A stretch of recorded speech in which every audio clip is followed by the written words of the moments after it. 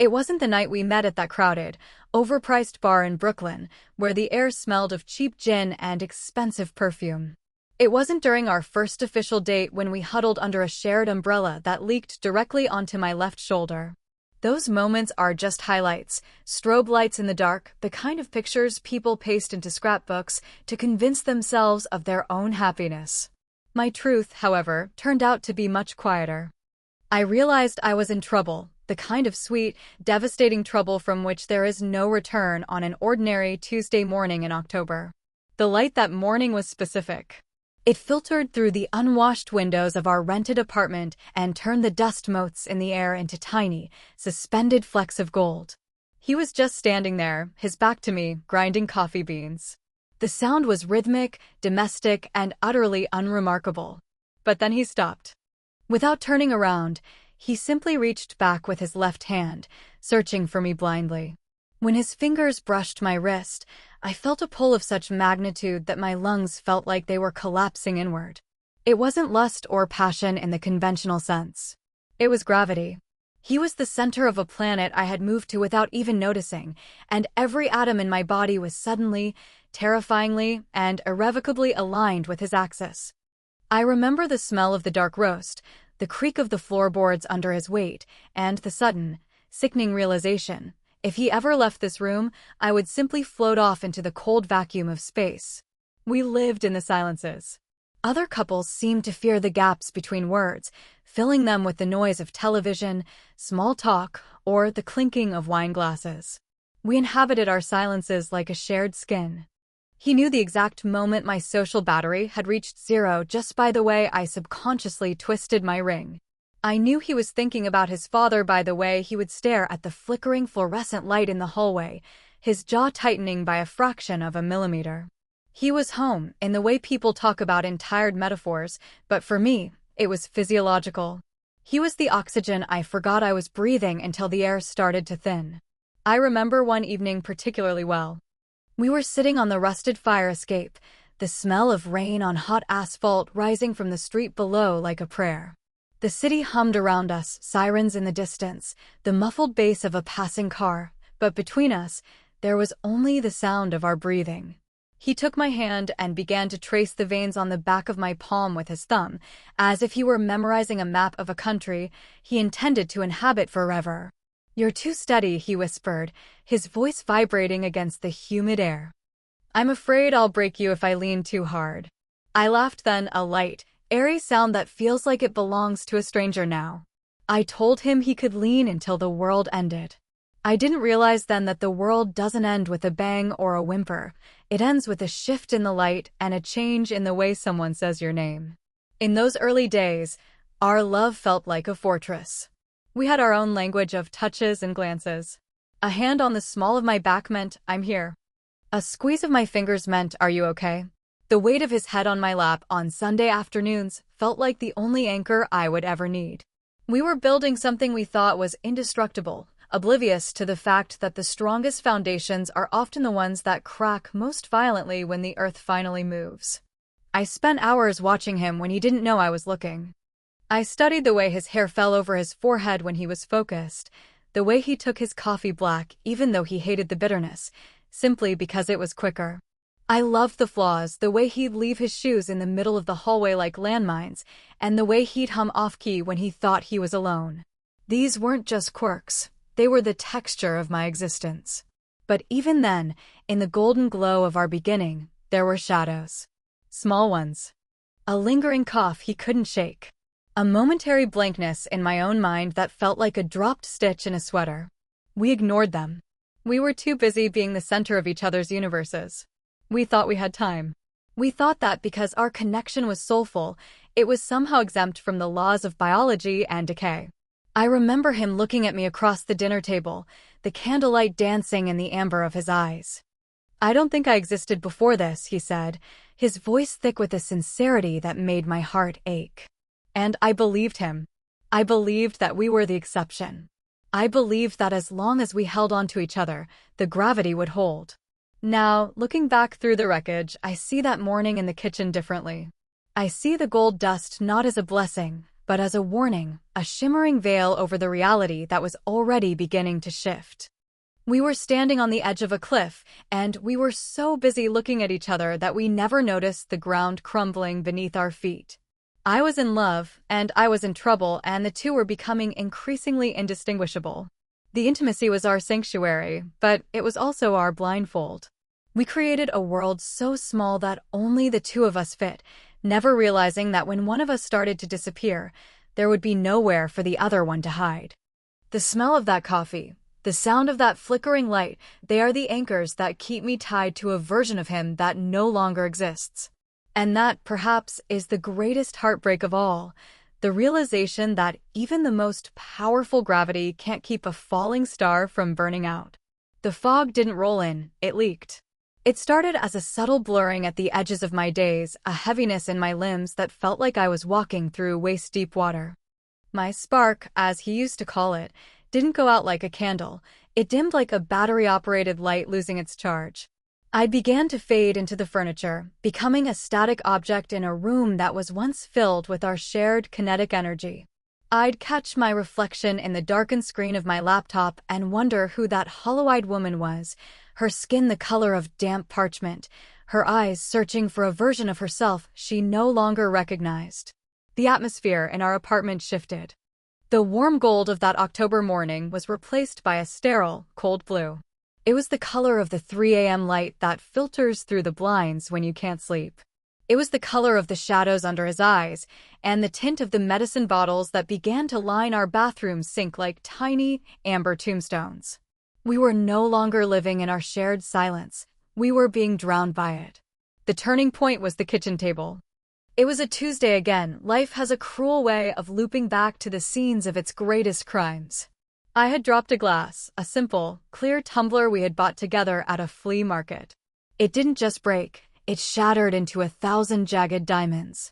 I sat there on the floor, looking at the shards, unable to find the energy to move, or perhaps I was just mesmerized by how easily something transparent could become so dangerous. When he walked in, I expected him to reach for me. I expected him to pull me up, to check my feet for cuts, to make a joke about my clumsiness to break the tension. Instead, he stopped in the doorway. He didn't move. He looked at me, and for the first time since the day we met, I didn't see desire in his eyes. I saw pity. It was a soft, bruising look that felt like a physical weight pressing against my chest. He looked at me the way you look at a wounded animal you know you can't save, but feel obligated to watch. In that moment, the gravity changed. I wasn't his planet anymore. I was a ghost he was haunted by. He walked over, carefully stepping around the glass, and knelt down. He didn't touch me. He just started picking up the pieces, one by one, his movements clinical and distant. The silence between us wasn't electric anymore. It was a vacuum, sucking the air out of the room until my ears rang. "I'm sorry," I whispered, my voice sounding thin and metallic. "It's just a glass," he replied, but he didn't look up. He was focused on a sliver of crystal near my knee. His voice lacked the warmth that used to wrap around me like a blanket. It was level. It was polite. It was the voice of a stranger who had been assigned to my care. As the days turned into weeks, the physical distance between us grew, even as we shared the same bed.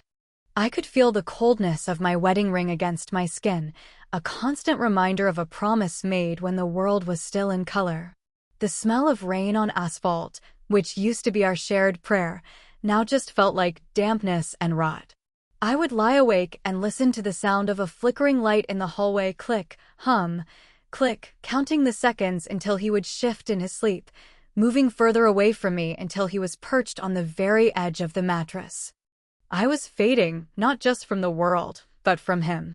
I could see him trying to hold on, but his grip was slipping. He would bring me soup I couldn't taste and books I couldn't focus on, his eyes always scanning the room for something other than me. He was looking for an exit, even if he didn't know it yet. He was looking for the man he used to be before he became a witness to my slow-motion disappearance. One evening, I found him standing on the fire escape alone. The city was a blur of neon and movement, but he was perfectly still. I watched him through the glass of the door, my hand hovering over the handle. He looked so small against the backdrop of the skyline. He took a deep breath, his shoulders rising and falling with a shuddering heaviness, and I realized that he was grieving me while I was still sitting in the next room. The home we had built was now a museum of our former selves. Every shared silence was now a wall. Every touch was an assessment of my decline. I wanted to scream, to break every other glass in the house just to see if he would finally look at me with anger instead of that devastating, quiet compassion. But I didn't have the strength to scream. I only had the strength to fade, watching as the man I loved turned into a caretaker, and the woman he loved turned into a shadow. The cold blue light had won. It had seeped into our marrow, turning our electric connection into a low, mournful hum. We were waiting for something to break, not a glass this time, but the very fabric of us. And deep down, in the part of me that was still tethered to the earth, I knew that when it finally snapped, there would be no gold light to catch the pieces. As the weeks bled into a singular, gray smear, he became a ghost in his own house. I watched him through the haze of my own fatigue, a silent observer to his slow-motion disintegration. He was fighting a war against my condition, this unnamed, creeping fog that the doctors called a dozen different things but cured with none, and he was losing. But it wasn't just the illness that was winning, it was the silence. I began to see his quiet screams everywhere. They were in the way he gripped the steering wheel on the long, suffocating drives back from the clinic. His knuckles would turn so white they looked like they might burst through the skin, his hands locked in a desperate struggle for control over a life that was spinning out of his reach. I saw it in the way he'd stand in front of the bathroom mirror at night, the sound of the flickering light click, hum, click, scoring his reflection. He would stare at himself with a kind of focused loathing, as if he could find the answer to my survival written in the lines of his own face, or perhaps searching for a trace of the man who still knew how to smile without effort. He wouldn't leave. That was the tragedy of his devotion.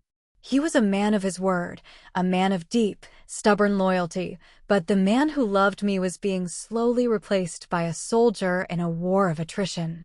His touch, once electric and spontaneous, had become functional and clinical. He helped me to the bed with the practiced grace of a nurse. He checked my temperature with a hand that felt like ice. He brought me tea that always tasted like dust and disappointment, his eyes scanning the room, never quite landing on mine for more than a second. One night, the silence finally cracked. Not with a shout, but with a sound that was far more devastating. I had woken up in the middle of the night, the coldness of my wedding ring feeling like a lead weight on my finger. The apartment was still, bathed in that haunting, cold blue light. I heard a muffled thud from the kitchen. I dragged myself from the bed, my limbs protesting every inch of movement, and found him sitting on the floor in the exact spot where I had dropped the glass weeks before. He wasn't crying, at least, not in the way people do in movies. There were no heaving sobs, no dramatic gestures. He was just breathing, long, jagged inhalations that sounded like he was trying to swallow the air whole. He was staring at his hands, his fingers twitching as if they were trying to grasp something that wasn't there. "I can't find you," he whispered, his voice so low I thought I might have imagined it. "I'm looking at you every day, I'm touching you, I'm feeding you, but I can't find you anymore." He didn't look up when I leaned against the doorframe. He didn't need to. The space between us had become a canyon, and no matter how much he reached, he was only touching the shadow of the woman he used to know. He was breaking, and the worst part was that he was doing it quietly, so as not to disturb the fragile piece of my decline. I realized then that he was mourning me in real time. Every meal he prepared, every pill he reminded me to take, was a funeral rite. He was staying because he loved me, but he was losing himself in the process. The home we had built was no longer a sanctuary. It was a cage where he stood guard over a vanishing dream. He stood up slowly, his movements heavy and old. He saw me then, and for a fleeting second, the soldier vanished.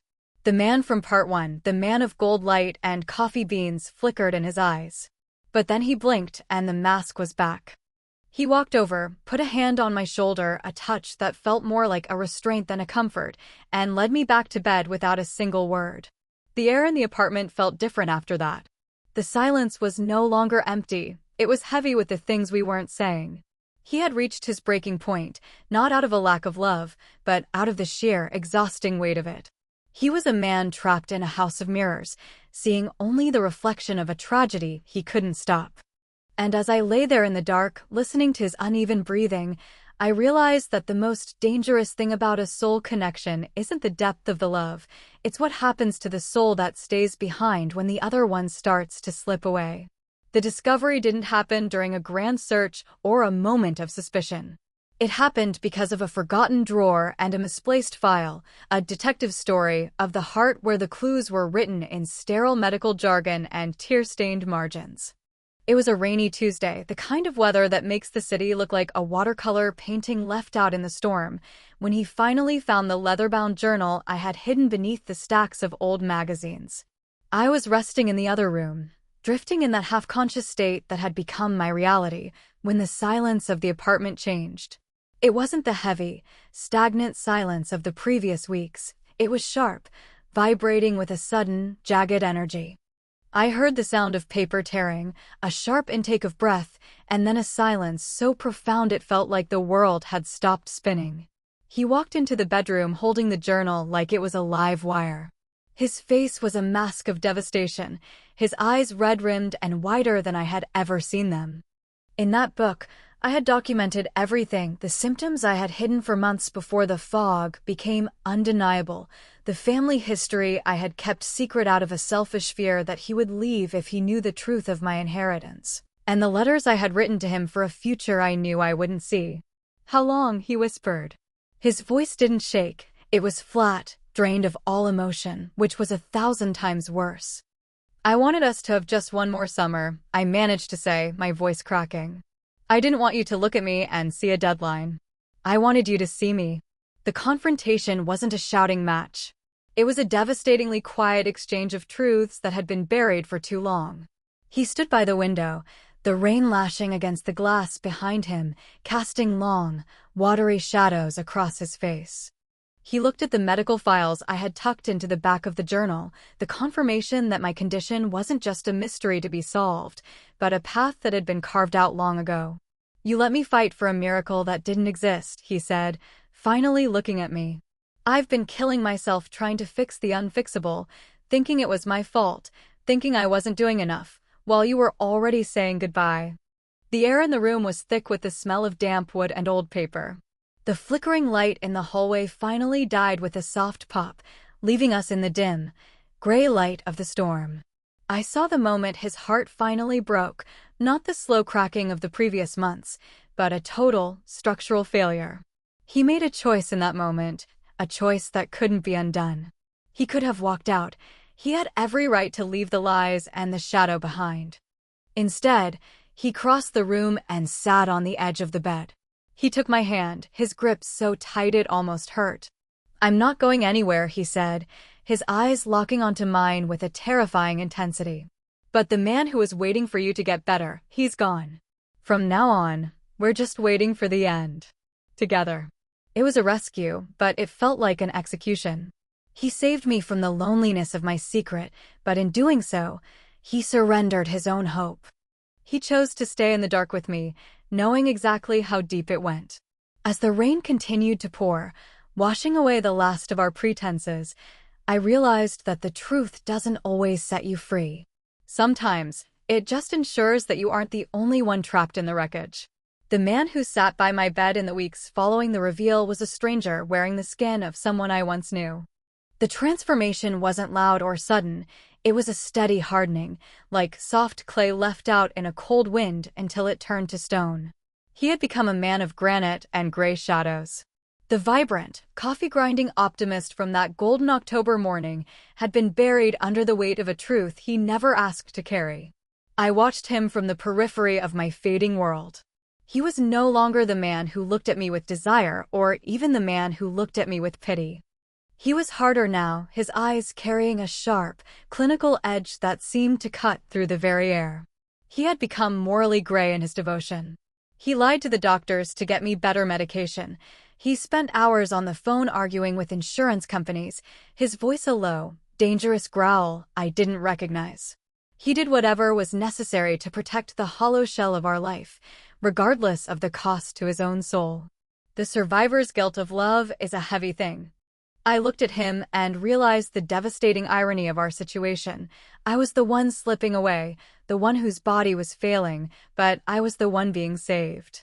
He was the one staying, the one who was physically whole, but he was the one who was truly losing everything. I had been preserved in the amber of his care, while he had been forced to burn his own future to keep me warm.